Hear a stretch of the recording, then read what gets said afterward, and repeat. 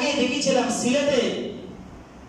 সিলেটে যে তাকওয়া মসজিদের মধ্যে আমাদের তথাকথিত আহলুল হাদিস নামদার কিছু ভাইরা মসজিদের মধ্যে ফুটবল খেলা খেলেছে তারা, ঠিক না বলেন? দেখেন আমার কাছে ডকুমেন্টস আছে। ফুটবল খেলেছে এবং কি তারা চোখকে বেঁধে দিয়ে হাতে লাঠি দিয়ে কি বলা হয় এটাকে, যে এটাকে বলা হয় ওই যে হাড়ি ভাঙা খেলা, কি বলা হাড়ি ভাঙা খেলা খেলেছে, হইচই হট্টগোল করেছে। কিছু ভদ্রলোক এমন ভাবে মসজিদে চেয়ার নিয়ে বসে তারা চাও খাচ্ছে, জোরে বলেন আফসোস। আফসোস, এটা অত্যন্ত মারাত্মক বিষয় যেটা প্রত্যেকটা মুসলমান করে যায় আঘাত পেয়েছে, ঠিক কিনা বলে? পবিত্র জায়গা মসজিদ, এটা খাওয়া দাওয়ার জায়গা না, এটা খেলার জায়গা না।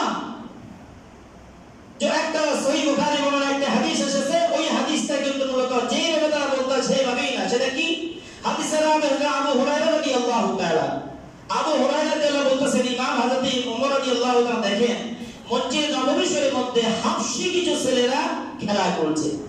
যারা বলেন হাফশি ছোট ছোট কিছু ছেলেরা খেলা করছে। ওমর যখন দেখলেন হাফশি ছেলেরা মসজিদে খেলা করছে, ওমর দৌড়ে এসে তাদেরকে ধমক দিচ্ছেন। ধমক যখন দিচ্ছেন, আল্লাহ রাসূল বলেন না, তাকে ধমক দিও না, ছেড়ে দাও। কেন ছেড়ে দেব? তারা তো তাদরীব করছে। তাদরীব মানে হলো প্রশিক্ষণ। কিসের প্রশিক্ষণ? তারা যে জিহাদে যাবে, জিহাদে যাওয়ার আগে বর্ষা, তীর, বল্লম এগুলো চালানোর যে প্রশিক্ষণ তারা সেটাই দিচ্ছে। ওমর তুমি তাকে বাধা দিও না, যদি বলেন সুবহানাল্লাহ। এই হাদিসকে কেন্দ্র করে আপনি মসজিদে খেলাধুলা করবেন, মাঠ বানাইবেন, মসজিদে আপনি বল খেলা খেলবেন, আপনি হাড়ি ভাঙা খেলা খেলবেন, পর্দা দিয়ে মহিলাদের খেলার মাঠ বানাবেন, আর আহলুল হাদিস দাবি করবেন, সহিহ হাদিসে ঘাটতি নিয়ে থাকবেন, ইসলামের ধোঁকাবাজি ছাড়া আর কোনো কিছু নাই, ঠিক কিনা বলে? ধোঁকাবাজি ছাড়া কোনো কিছু নাই। সবচেয়ে উত্তম জায়গা হলো মসজিদ খোদার জমিনে, ঠিক কিনা বলে? নিকৃষ্ট যে জায়গা খোদার জমিনে সেটা হলো বাজার। সেটা কি? মসজিদ কি জায়গা? উত্তম জায়গা। মসজিদে খেলার জায়গা না, খেলার মাঠ না। তাই তো রাসূল বলেছেন ইন্নামা হিয়া লিযিকরিল্লাহ, এটা আল্লাহ জিকিরের জায়গা, ওয়াস সালাত নামাজের জায়গা, ওয়া কিরাআতুল কুরআন কুরআন তেলাওয়াতের জায়গা, ঠিক কিনা বলে? আমার মনে হচ্ছে যেন হযরত ওমর যদি থাকতেন, ওমরের জামানা যদি এটা হইতো, একটা ধরে ধরে শয়তান থেকে কতল করতেন, ঠিক না বলে? শয়তান থেকে কতল করতে ওমর থাকতেন। এই হাদিসটা সহিহ বুখারীতে এসেছে। হাদিসটা আমার মিশকাতুল মাসাবি কিতাবুস সালাত 688 নম্বর হাদিস। এই কিতাবের স্পষ্ট হাদিস 88 নম্বর হাদিস। হাদিসটা হলো এই হাদিসের বাব হলো বাবুল মাসাজিদি ওয়া মাওয়াদিউস সালাত। এই শিরোনামের মধ্যে হাদিসটি এসেছে। হাদিসের রাবি আন সাঈদ ইবনে ইয়াজিদ রাদিয়াল্লাহু তাআলা قال সহিহ বুখারীর রাবি তিনি বলতেছেন, সাঈদ ইবনে ইয়াজিদ তিনি বলতেছেন قال كنت نائما في المسجد, আমি একদা মসজিদের মধ্যে ঘুমাচ্ছিলাম। কি করছিলাম মসজিদে? আমি ফাহাসাবানি রাজুলুন, আমি হঠাৎ দেখলাম এক ব্যক্তি আমাকে একটা কঙ্কর মেরে দিয়েছে। কঙ্কর, বুঝুন তো কঙ্কর, একটা ছোটটা ইট আমাকে মেরে দিয়েছে। ফানাজারতু, আমি চোখটা খুলে তাকিয়ে দেখলাম, ফাইজা হুয়া ওমর ইবনে খাত্তাব রাদিয়াল্লাহু তাআলা, যিনি আমাকে পাথর মেরেছে তিনি কোন জবাবদার সাহাবী না, তিনি হযরত ওমর।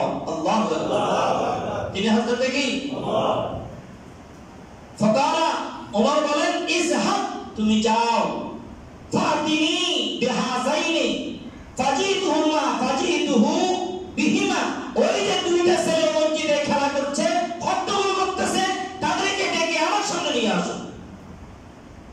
হযরত সাঈদ ইবনে ইয়াজিদ রাদিয়াল্লাহু তাআলা আনহু তিনি ঘুম থেকে সাতাতে উঠে তিনি যে দুইটা ছেলে খেলা করতেছে মসজিদে এক জায়গায়, তাদেরকে ধরে ওমরের সামনে আনলেন।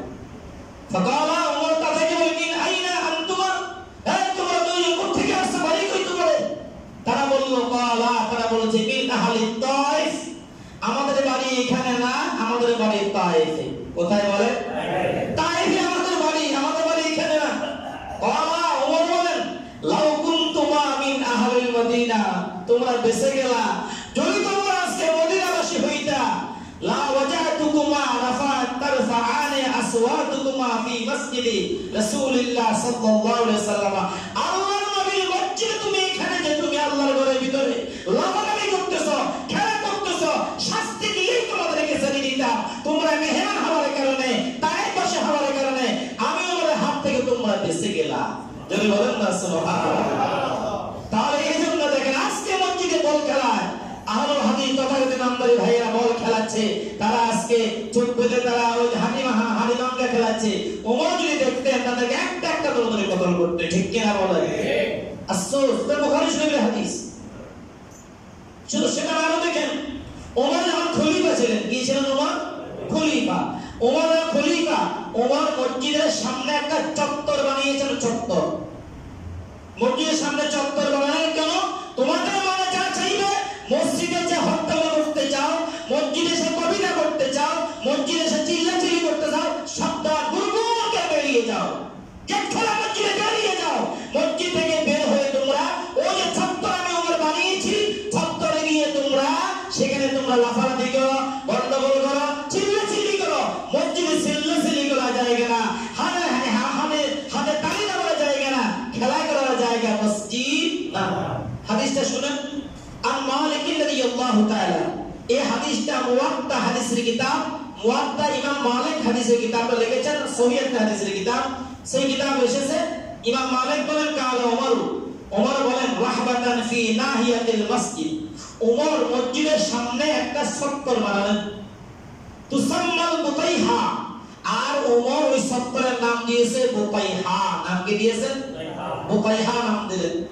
ওয়াকালা ওমর বলেন মান কানা ইউরিদু আন ইয়াগলাতা, যে ব্যক্তি মসজিদে অনর্থক কথা বলতে চাও, আও ইউনশিদা শাইরা, অথবা যে ব্যক্তি মসজিদে কবিতা আবৃত্তি করতে চাও, অথবা আও ইয়ারফা সাউতা, অথবা মসজিদে তুমি ক্ষমতা দেখাইয়ে জোর জোরে কথা বলতে চাও, ওমর বলেন ফালিয়াখরুজ, অথবা তুমি বেরিয়ে যাও, ইলা হাযিহির রাহবা, ওই যে চত্বর বানিয়েছে আমি বুতাইহা, ওই বুতাইহা চত্বরে যাও।